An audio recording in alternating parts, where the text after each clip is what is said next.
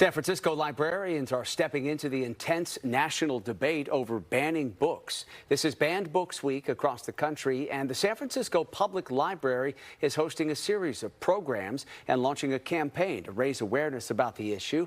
Over the past couple of years, there has been a dramatic increase in the number of books being challenged and ultimately removed from public libraries and school libraries across the U.S. Most of the challenged books were written by or focused on people of color or LGBTQ people.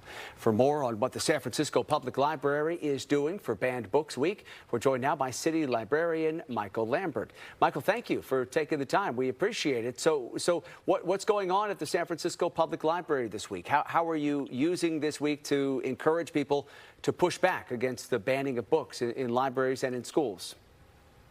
Thank you, Alex. This is a critically important issue. Library workers, libraries are under attack all across this country. And as you mentioned, authors and books by and about LGBTQIA and or BIPOC communities are being censored. And the library here in San Francisco and really all across the country, we're raising awareness of this issue.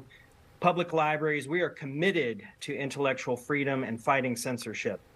You talked about librarians being under attack across the country. Certainly, we have heard those stories about librarians being harassed over books that people find objectionable. Well, how common is it for people to challenge books in the San Francisco Public Library? How often does it happen there?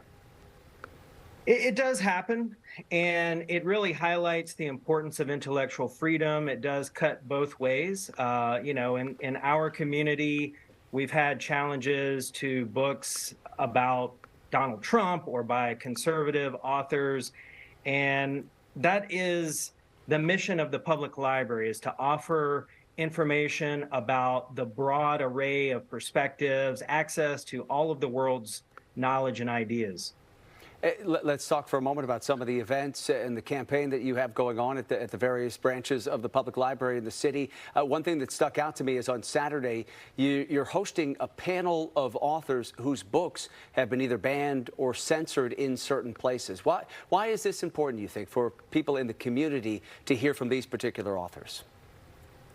Well, in our country, people get to decide what they want to read. Parents get to help their children choose what they want to read. That is really foundational in our democracy. And we've had so many events this week already. We had a training by PEN America just this past Saturday for high school students on how to combat book banning. We've got a number of other programs for youth and families, arts and crafts programs, and then the author panel, as you mentioned. But I was just walking through the main library today. We have a display in our children's area. It's the poem by Amanda Gorman that was banned in the state of Florida, and we're giving away free copies of that book in our Fisher Children's Center. We also have a fun book nook in our atrium where folks can sit down, read a banned book, and take a selfie with our poster with all the banned books on display. All right, so, what would you say to some of the parents who might be behind challenging some of these books across the country who might argue, look, I'm just worried about my child seeing graphic, explicit content in these books, and I think there should be a better system to warn parents about potentially objectionable content. What would you say to a parent like that?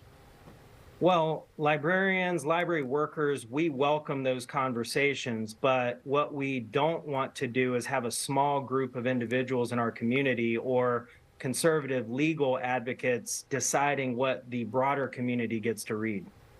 All right, we appreciate the time here. Again, San Francisco's public librarian, Michael Lambert, thank you for taking the time here on Banned Books Week here at the San Francisco Public Library. Take care. Thank you.